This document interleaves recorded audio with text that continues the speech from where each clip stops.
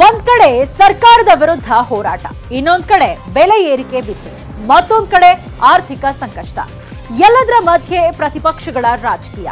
ಇಷ್ಟೆಲ್ಲ ತಲೆಬಿಸಿ ಮಧ್ಯೆ 130 ಕೋಟಿ ಜನರನ್ನ ಸಂತೃಪ್ತಿ ಪಡಿಸಬೇಕಾದ ಅನಿವಾರ್ಯತೆ. ಈ ಅನಿವಾರ್ಯತೆಯಲ್ಲಿ ಸಿಲುಕಿರೋ ಮೋದಿ ಸರ್ಕಾರದಿಂದ ನಾಳೆ ಬಜೆಟ್ ಮಂಡನೆ ಆಗ್ತಾ ಇದೆ. ನಾಳೆ ಬೆಳಿಗ್ಗೆ 11 ಗಂಟೆಗೆ ಕೇಂದ್ರ ವಿತ್ತ ಸಚಿವೆ ನಿರ್ಮಲಾ ಸೀತಾರಾಮನ್ ಮಹತ್ವದ 2021-22ನೇ ಸಾಲಿನ ಕೇಂದ್ರ ಬಜೆಟ್ ಮಂಡನೆ ಮಾಡಲಿದ್ದಾರೆ. ಕೊರೋನಾ ಲಾಕ್ಡೌನ್ ನಂತರದ ಮೊದಲ ಬಜೆಟ್ ಆಗಿರೋದ್ರಿಂದ ನಿರ್ಮಲಾ ಸೀತಾರಾಮನ್ ಮಂಡಿಸುತ್ತಿರೋ ಬಜೆಟ್ ಮೇಲೆ ನೂರಾರು ಸಾವಿರಾರು ನಿರೀಕ್ಷೆಗಳಿವೆ. ಇದೇ ಫಸ್ಟ್ ಟೈಮ್ ಕಾಗದರಹಿತ ಬಜೆಟ್ ಮಂಡನೆ ಆಗ್ತಿದೆ. ಡಿಜಿಟಲ್ ರೂಪದಲ್ಲಿ ಬಜೆಟ್ ಪ್ರತಿಗಳು ಸಿಗಲಿದ್ದು, ಬಜೆಟ್ ಮಾಹಿತಿಗಾಗಿ ಹೊಸ ಮೊಬೈಲ್ ಆಪ್ ಕೂಡ ಬಿಡುಗಡೆ ಮಾಡಿದೆ. ಬಜೆಟ್ನ ಎಲ್ಲಾ 14 ದಾಖಲೆಗಳು ಆಪ್ನಲ್ಲಿ ನಾಳೆ ಲಭ್ಯವಾಗಲಿದ್ದು, ಇಂಗ್ಲಿಷ್ ಹಾಗೂ ಹಿಂದಿ ಭಾಷೆಗಳಲ್ಲಿ ಬಜೆಟ್ ಮಾಹಿತಿ ಸಿಗಲಿದೆ. ಹಾಗಿದ್ರೆ ನಾಳೆಯ ಬಜೆಟ್ ಎಲ್ಲರಿಗೂ ಮುಖ್ಯ ಯಾಕೆ? ಬಜೆಟ್ ಬಗ್ಗೆ ಯಾಕಿಷ್ಟು ತಲೆಕೆಡಿಸಿಕೊಂಡಿದೆ ದೇಶ ಅಂತ ನೋಡೋದಾದ್ರೆ, ಆರ್ಥಿಕ ಬಿಕ್ಕಟ್ಟಿದೆ, ಜಿಡಿಪಿ ಕುಸಿದಿದೆ, ನಿರುದ್ಯೋಗ ಹೆಚ್ಚಾಗಿದೆ, ಉದ್ಯಮಗಳು ಸೊರಗಿವೆ, ತೈಲ ಬೆಲೆ, ಗ್ಯಾಸ್ ದರ ಗಗನಕ್ಕೇರಿದೆ, ರೈತರ ಬೆಳೆಗಳಿಗೆ ಬೆಲೆ ಸಿಗ್ತಿಲ್ಲ, ಹೊಸ ತೆರಿಗೆಗಳು ಹೊರೆ ಆಗ್ತಿವೆ, ಶಿಕ್ಷಣ ದುಬಾರಿ ಆಗ್ತಿದೆ, ಸಾರಿಗೆ, ನೀರಾವರಿ ಸಮಸ್ಯೆಗಳಿವೆ. ಎಲ್ಲದಕ್ಕೂ ನಾಳೆಯ ಬಜೆಟ್ನಲ್ಲಿ ಮದ್ದು ಸಿಗುವ ನಿರೀಕ್ಷೆ ಜನರದ್ದು. ಹಾಗಿದ್ರೆ ಬಜೆಟ್ನಲ್ಲಿ ಏನೆಲ್ಲ ಇರಬೇಕು, ಏನೆಲ್ಲ ಇರಬಾರದು ಅಂತ ಜನ ಬಯಸ್ತಿದ್ದಾರೆ ಅನ್ನೋದನ್ನ ನೋಡೋದಾದ್ರೆ, ಪೆಟ್ರೋಲ್ ಡೀಸೆಲ್ ಬೆಲೆ ಕಡಿಮೆ ಮಾಡಲೇಬೇಕು, ಗ್ಯಾಸ್, ದಿನಬಳಕೆ ವಸ್ತುಗಳು, ಚಿನ್ನ, ಬೆಳ್ಳಿ ಬೆಲೆ ಇಳಿಸಬೇಕು, ಟಿವಿ, ಬೈಕ್, ಕಾರು, ಎಲೆಕ್ಟ್ರಿಕ್ ವಸ್ತುಗಳ ಬೆಲೆಗಳಲ್ಲೂ ಇಳಿಕೆ ಆಗಬೇಕು, ನಿರುದ್ಯೋಗ ನಿವಾರಣೆಗೆ ಉದ್ಯೋಗ ಕ್ರಾಂತಿ ಆಗಬೇಕು, ತೆರಿಗೆ ವಿನಾಯಿತಿಗಳನ್ನ ಘೋಷಿಸಬೇಕು, ಕೃಷಿ, ನೀರಾವರಿ, ಬೆಳೆದ ಬೆಳೆಗಳಿಗೆ ಬೆಲೆ ಸಿಗಬೇಕು, ಆರೋಗ್ಯ, ಶಿಕ್ಷಣ ವ್ಯವಸ್ಥೆಯಲ್ಲಿ ಕ್ರಾಂತಿ ತರಬೇಕು ಅನ್ನೋದು ಜನರ ನಿರೀಕ್ಷೆ. ಪ್ರತಿಪಕ್ಷಗಳು ಈಗಾಗಲೇ ನಾಳೆಯ ಬಜೆಟ್ ಬಗ್ಗೆ ನಿರೀಕ್ಷೆಗಳನ್ನೇ ಇಟ್ಕೊಂಡಿಲ್ಲ. ಹೊಸದೇನು ಕೊಡಲ್ಲ, ಜನರಿಗೆ ಅನುಕೂಲಕರ ಬಜೆಟ್ ಮಂಡಿಸಲ್ಲ ಅಂತ ಭವಿಷ್ಯ ನುಡಿದಿವೆ. ಇದನ್ನ ಸುಳ್ಳು ಮಾಡುವುದಕ್ಕಾದ್ರೂ ಜನರ ನಿರೀಕ್ಷೆಗಳಿಗೆ ತಕ್ಕಂತೆ ಈ ಸಲ ಬಜೆಟ್ ಮಂಡನೆ ಆಗುತ್ತೆ ಅನ್ನೋ ಆಶಾಭಾವನೆ ಎಲ್ಲರದ್ದು. ಬಜೆಟ್ ಕಲಾಪಕ್ಕೆ ಪ್ರತಿಭಟನೆಯ ಕರಿನೆರಳು. ನಾಳೆ ಮೋದಿ ಸರ್ಕಾರದ ಮಹತ್ವದ ಬಜೆಟ್ ಮಂಡನೆ ವೇಳೆ ದೆಹಲಿಯಲ್ಲಿ ಪ್ರತಿಭಟನೆ ಮಾಡುತ್ತಿರುವ ರೈತರು ಸಂಸತ್ಗೆ ಮುತ್ತಿಗೆ ಹಾಕುವುದಾಗಿ ಹೇಳಿದ್ರು. ಹೀಗಾಗಿ ದೆಹಲಿ ಪೊಲೀಸರು ಪ್ರತಿಭಟನಾ ನಿರತ ಸ್ಥಳಗಳ ಕೂಗಳತೆ ದೂರದಲ್ಲೇ ರಸ್ತೆಗಳನ್ನೆಲ್ಲ ಬಂದ್ ಮಾಡುತ್ತಿದ್ದಾರೆ. ಅದು ದೊಡ್ಡ ದೊಡ್ಡ ಸಿಮೆಂಟ್ ಬ್ಲಾಕ್ಗಳನ್ನೇ ರಸ್ತೆಗಿಟ್ಟು.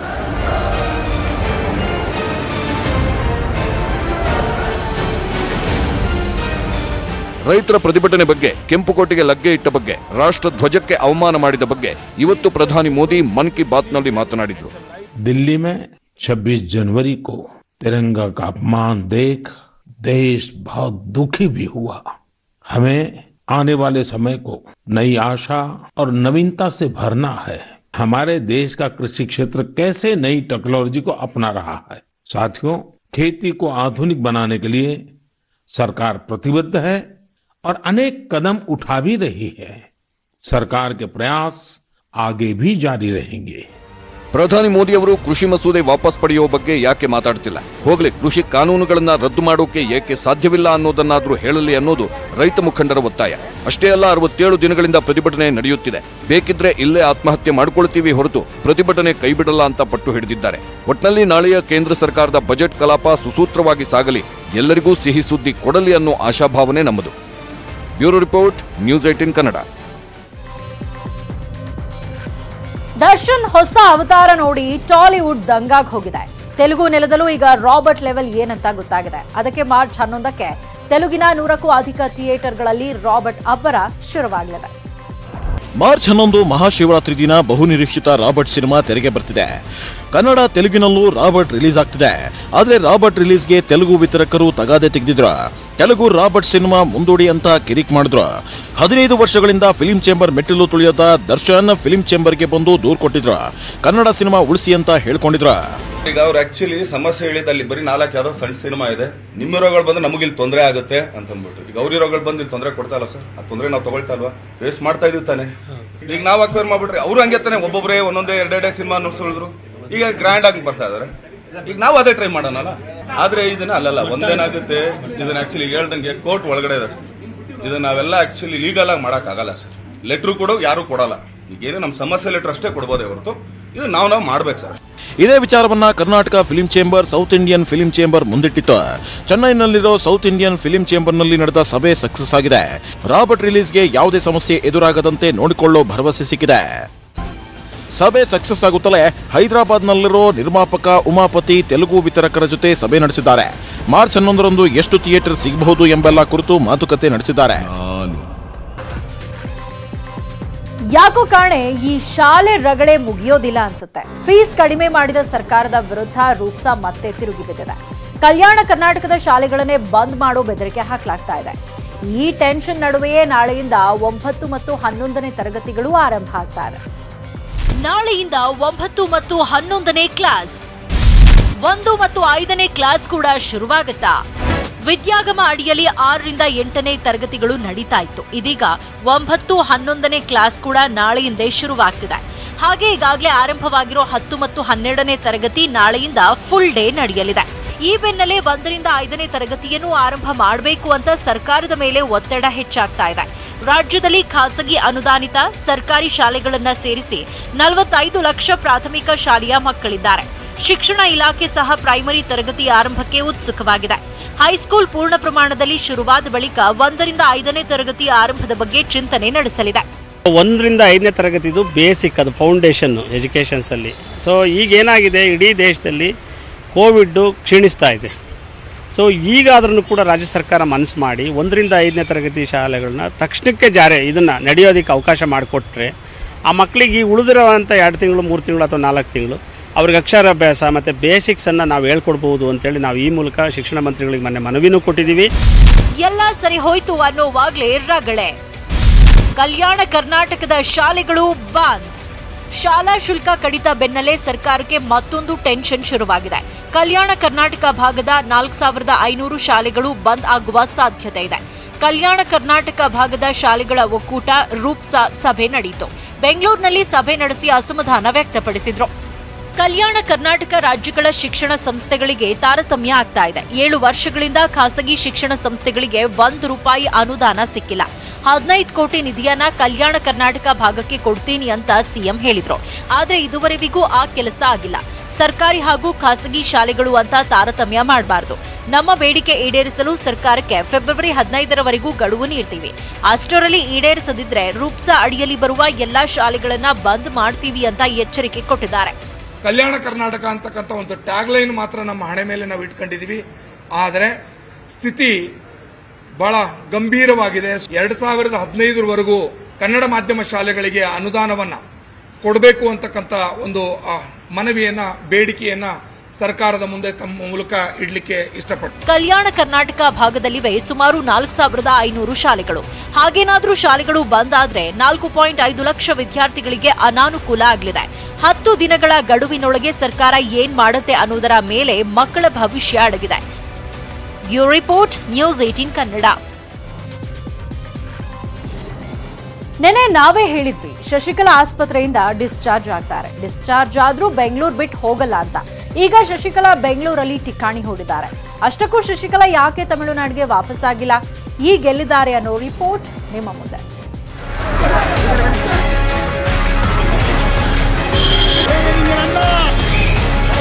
ಅಕ್ರಮ ಆಸ್ತಿ ಸಂಪಾದಿಸಿದ್ರು, ಜೈಲು ಸೇರಿದ್ರು, ಶಿಕ್ಷೆನೂ ಅನುಭವಿಸಿದ್ರು. ಇನ್ನೇನು ಜೈಲಿನಿಂದ ರಿಲೀಸ್ ಆಗಬೇಕು ಅನ್ನೋವಾಗ ಶಶಿಕಲಾ ನಟರಾಜನ್ಗೆ ಕೊರೋನಾ ವಕ್ಕರಿಸಿತ್ತು. ಬೌರಿಂಗ್ ಆಸ್ಪತ್ರೆಯಲ್ಲಿಂದ ವಿಕ್ಟೋರಿಯಾ ಆಸ್ಪತ್ರೆಗೆ ಶಶಿಕಲಾ ಶಿಫ್ಟ್ ಆದ್ರು. ನಿನ್ನೆ ಕೊರೋನಾ ನೆಗೆಟಿವ್ ರಿಪೋರ್ಟ್ ಬರ್ತಿದ್ದಂತೆ ಇವತ್ತು ಶಶಿಕಲಾ ಡಿಸ್ಚಾರ್ಜ್ ಆಗಿದ್ದಾರೆ.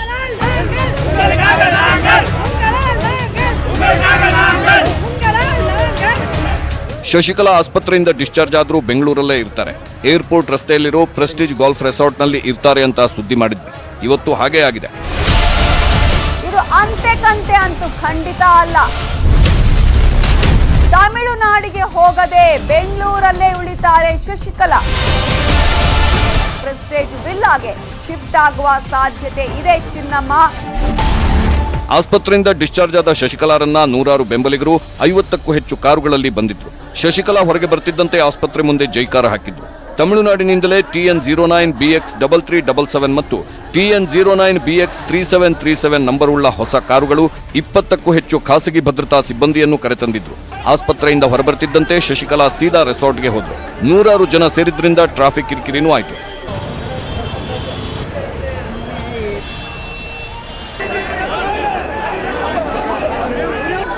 ಅಂದಹಾಗೆ ಶಶಿಕಲಾ ಕೊರೋನಾ ನಿಯಮದಂತೆ 7 ದಿನ ಹೋಮ್ ಕ್ವಾರಂಟೈನ್ ಆಗಬೇಕು. ಹಾಗಾಗಿನೇ ಶಶಿಕಲಾ ಬೆಂಗಳೂರಲ್ಲೇ ಠಿಕಾಣಿ ಹೂಡಿದ್ದಾರೆ.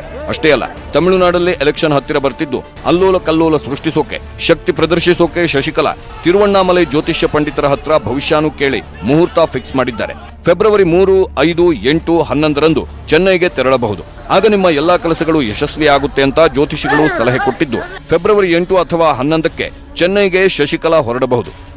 அமமுகங்கிற கட்சியை தொடங்கியிருக்கிறது காரணமே அம்மாவின் அண்ணா திராவிட முன்னேற்ற கழகத்தை மீட்டெடுக்க வேண்டும், மீண்டும் தமிழகத்திலே உண்மையான அம்மாவின் ஆட்சி அமைக்க வேண்டும் என்பதற்கு அதற்கான அனைத்து போராட்டங்களையும் அதிமுகவின் பொதுச் செயலாளர் என்கிற முறையில் இந்த ஒரு வார ஓய்வுக்கு பிறகு அதிகாரம் இருக்கிறதுனாலதான் அவங்க பயன்படுத்துறாங்க. ಶಶಿಕಲಾರನ್ನ ಎಐಎಡಿಎಂಕೆ ಪಕ್ಷದಿಂದ ಉಚ್ಚಾಟಿಸಿದ್ದಾರೆ. ಆದರೂ ಶಶಿಕಲಾ ಪ್ರಯಾಣಿಸುತ್ತಿದ್ದ ಕಾರಿನ ಮೇಲೆ ಎಐಎಡಿಎಂಕೆ ಪಕ್ಷದ ಬಾವುಟ ಹಾಕಿದ್ರು. ಅಲ್ಲಿಗೆ ಶಶಿಕಲಾ ಎಐಎಡಿಎಂಕೆಯಿಂದ ನಾನಿನ್ನೂ ಹೊರಗೆ ಹೋಗಿಲ್ಲ ಅಂತ ಎದುರಾಳಿಗೆ ಸಂದೇಶ ಕಳಿಸಿದ್ದಾರೆ. ಒಂದು ವೇಳೆ ಎಐಎಡಿಎಂಕೆಗೆ ಹೋಗದಿದ್ರೆ ಸಹೋದರ ದಿನಕರನ್ ಸ್ಥಾಪಿಸಿರೋ ಎಎಂಎಂಕೆ ಸಂಘಟಿಸಿ ಅಣ್ಣಾ ಡಿಎಂಕೆಯಲ್ಲಿರೋ ಪರಮಾಪ್ತರನ್ನ ಸೆಳೆಯುವ ಮೂಲಕ ಜಯಲಲಿತಾ ಸಮಾಧಿ ಮುಟ್ಟಿ ಮಾಡಿದ್ದ ಶಪಥವನ್ನ ಈಡೇರಿಸೋಕೆ ತಯಾರಿ ನಡೆಸುತ್ತಿದ್ದಾರೆ. Bureau report, news 18 Kannada. ಅಗ್ರ ರಾಷ್ಟ್ರೀಯ ವಾರ್ತೆ ಮುಂದುವರಿಯುತ್ತೆ ಚಿಕ್ಕ ಬ್ರೇಕ್ ಆದ್ಮೇಲೆ. Welcome back. ಯಡಿಯೂರಪ್ಪ ಸರ್ಕಾರಕ್ಕೆ ಮತ್ತೊಮ್ಮೆ ಬಂಡಾಯದ ಬಿಸಿ ನಾಳೆ ತಟ್ಟಲಿದೆ. ಆಪ್ತರು ವಲಸಿಗರಿಗೆ ಮಣೆ ಹಾಕಿದ ಮುಖ್ಯಮಂತ್ರಿಗಳ ವಿರುದ್ಧ ನಾಳೆ ನಿಷ್ಠಾವಂತ ಹಾಗೂ ಸಂಘ ಪರಿವಾರದ ಬೆಂಬಲ ಇರೋ ಶಾಸಕರ ಅತೃಪ್ತರ ಸಭೆ ನಡೀತಾ ಇದೆ. ಸುಮಾರು 15ಕ್ಕೂ ಹೆಚ್ಚು ಅತೃಪ್ತ ಶಾಸಕರ ಸಭೆ ನಡೆಯಲಿದೆ. ಸಂಪುಟದಲ್ಲಿ ಕಡೆಗಣಿಸಿದ್ದು ಅನುದಾನ ತಾರತಮ್ಯ, ಅಭಿವೃದ್ಧಿ ವಿಷಯದಲ್ಲಿ ನಿರ್ಲಕ್ಷ್ಯ, ಕುಟುಂಬ ರಾಜಕಾರಣ, ಭ್ರಷ್ಟಾಚಾರ. ಸಿಎಂ ಪುತ್ರನ ಮೇಲೆ ಕೇಳಿಬಂದ ಭ್ರಷ್ಟಾಚಾರ ಆರೋಪದ ಬಗ್ಗೆಯೂ ಸಭೆಯಲ್ಲಿ ನಾಳೆ ಚರ್ಚೆ ನಡೆಯಲಿದೆ.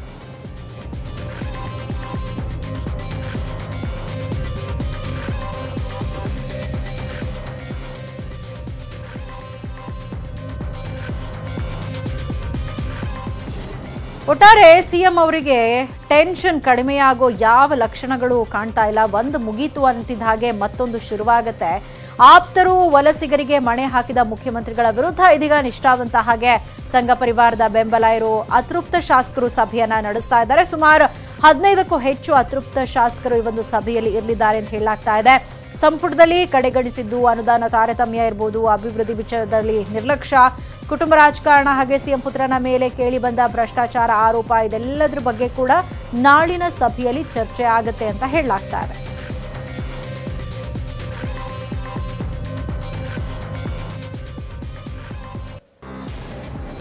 ಅಗ್ರ ರಾಷ್ಟ್ರೀಯ ವಾರ್ತೆ ಮುಂದುವರಿಯುತ್ತೆ ಚಿಕ್ಕ ಬ್ರೇಕ್ ಆದ್ಮೇಲೆ.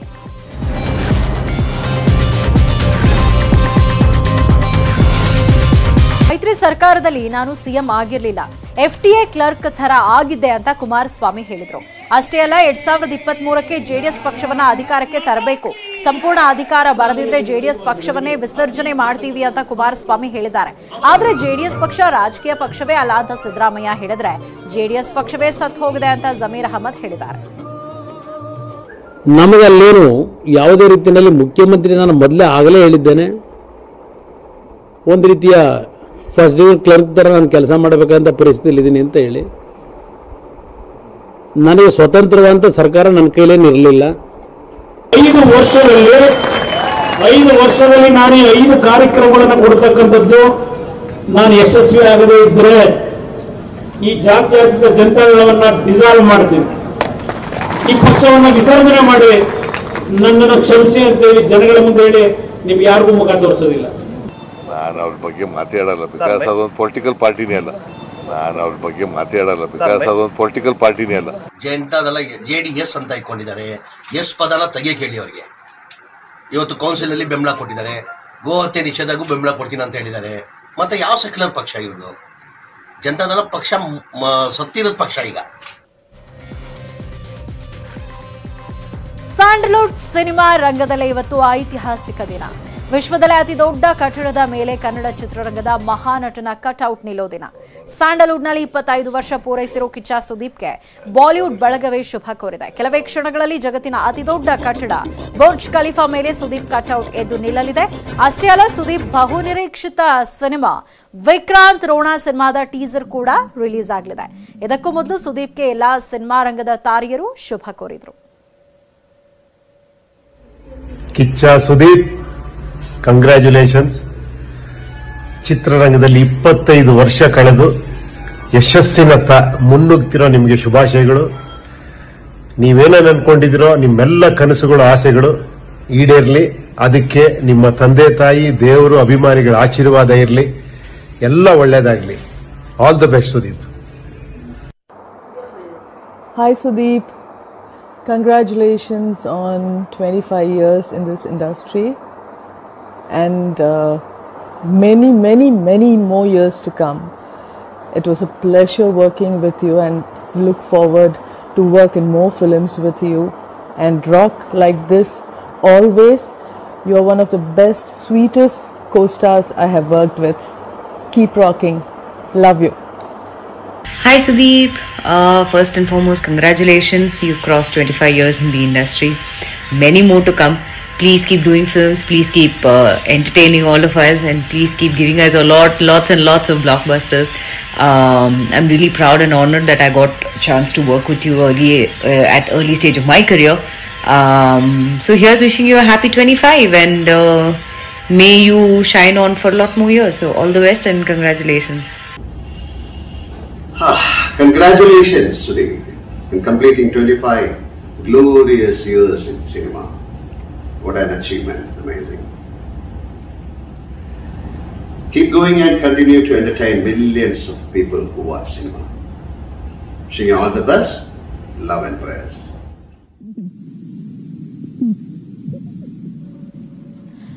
ಒಟ್ಟಾರೆ ಕಿಚ್ಚ ಸುದೀಪ್ ಅವರಿಗೆ ಶುಭಾಶಯಗಳ ಮಹಾಪೂರವೇ ಹರಿದು ಬಂದಿದೆ. ಚಿತ್ರರಂಗದಲ್ಲಿ 25 ವರ್ಷಗಳನ್ನ ಪೂರೈಸಿರುವಂತಹ ಸುದೀಪ್ ಅವರಿಗೆ ವಿವಿಧ ಚಿತ್ರರಂಗದ ಗಣ್ಯರು ಕೂಡ ಶುಭ ಕೋರಿದ್ದಾರೆ. ಅಲ್ಲದೆ ಕನ್ನಡ ಚಿತ್ರರಂಗದ ಮಹಾನಟನಿಗೆ ಕಟ್ಔಟ್ ಮೂಲಕ ಈ ರೀತಿ ಒಂದು ಶುಭ ಕೋರುವಂತಹ ಕೆಲಸ ಕೂಡ ಆಗ್ತಾ ಇದೆ. 25 ವರ್ಷ ಕಿಚ್ಚ ಸುದೀಪ್ ಸಿನಿಮಾ ಇಂಡಸ್ಟ್ರಿಯಲ್ಲಿ ಪೂರೈಸಿರೋ ಹಿನ್ನೆಲೆಯಲ್ಲಿ ಒಂದ್ ಕಡೆ ಚಿತ್ರರಂಗದ ಮಂದಿ ಕೂಡ ಶುಭ ಕೋರಿದ್ರೆ, ಮತ್ತೊಂದ್ ಕಡೆ ಅವರ ವಿಕ್ರಾಂತ್ ರೋಣ ಚಿತ್ರದ ಟೈಟಲ್ ಕೂಡ ಲಾಂಚ್ ಆಗ್ತಾ ಇದೆ. ಅಲ್ಲದೆ 2000 ಅಡಿ ಎತ್ತರದ ಕಟ್ಔಟ್ ಕೂಡ ಬುರ್ಜ್ ಖಲೀಫಾದಲ್ಲಿ ನಿಲ್ಲಿದೆ.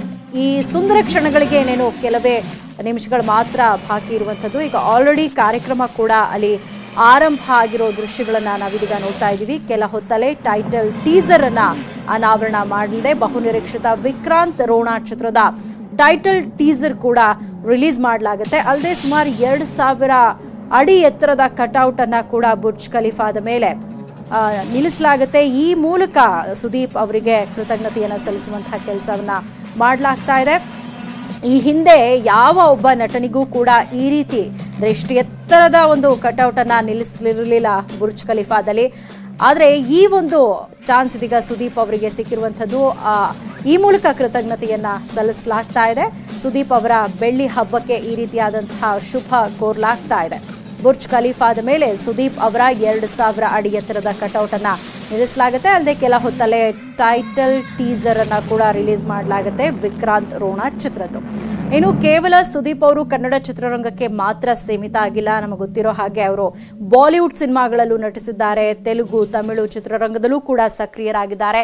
ಈ ರೀತಿ 25 ವರ್ಷ ಪೂರೈಸಿರುವಂತಹ ಸುದೀಪ್ ಅವರಿಗೆ ವಿಭಿನ್ನ ರೀತಿಯಲ್ಲಿ ಕೃತಜ್ಞತೆ ಸಲ್ಲಿಸುವಂತಹ ಕೆಲಸ ಆಗ್ತಾ ಇದೆ.